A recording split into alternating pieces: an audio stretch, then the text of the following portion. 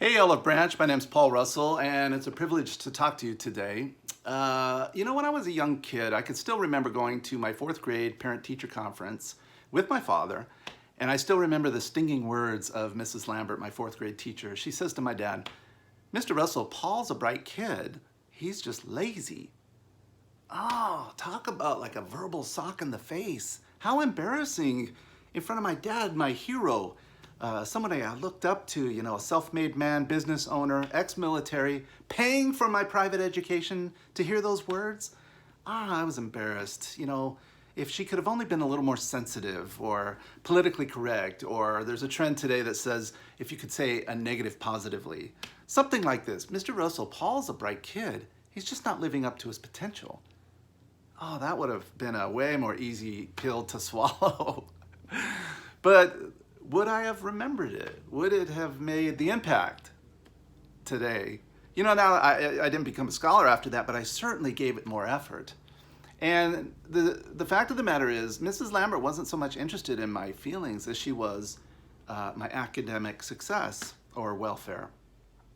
And the same is true of the scriptures. The scriptures aren't necessarily interested in sparing our feelings as much as our spiritual growth.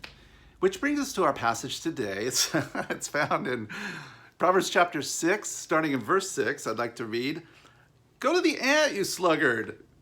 Consider its ways and be wise. It has no commander, no overseer, no ruler, yet it stores its provisions in summer and gathers its food at the harvest. How long will you lie there, you sluggard? When will you get up from your sleep? A little sleep, a little slumber, a little folding of the hands to rest, and poverty will come on you like a bandit, and scarcity like an armed man." Go to the ant, you sluggard, it says. A modern translation is, "You slacker." Talk about a verbal punch in the face. It tries, the writer of Proverbs, King Solomon, uses the ant to kind of shame us. The ant, it doesn't need a boss. It doesn't need a ruler. It doesn't need a parent. It doesn't need a spouse. It doesn't need a pastor to get motivated. It knows its needs and it gets the job done. And that's true of us. We know our needs, but yet sometimes we don't always get the job done. And this is a principle not just in the area of feeding ourselves, but it's in all areas of life.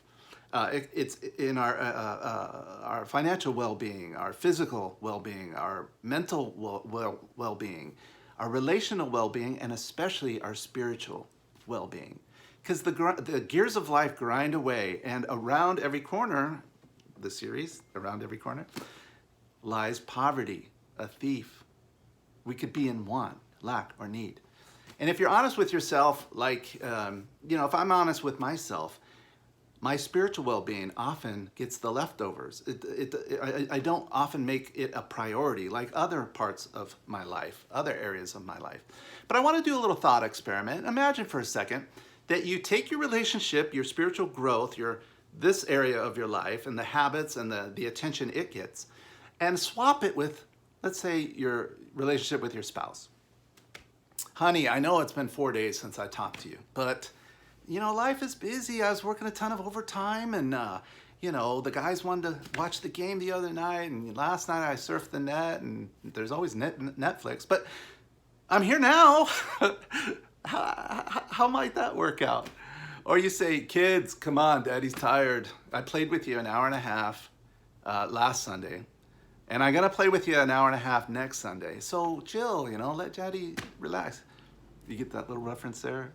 So if your spiritual growth is reduced to, every few days, or worse, just Sunday, every Sunday, then we're going to experience lack in that area of our life. So I want to encourage you, not shame you, but encourage you to go to the ant.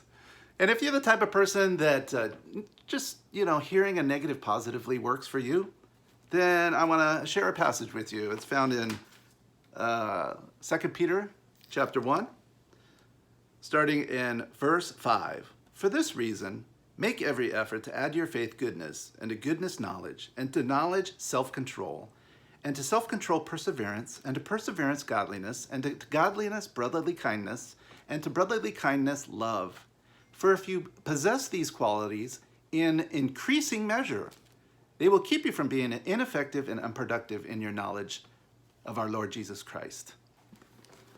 Now, if you're more like me and you need a verbal sock in the face, here you go. Let's not be slackers. Let's not let this ant shame us, this nuisance that winds up in our breakfast cereal in the morning. Let's not be like that.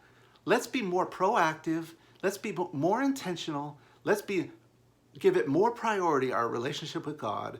And when poverty around every corner awaits, let's sock it in the face.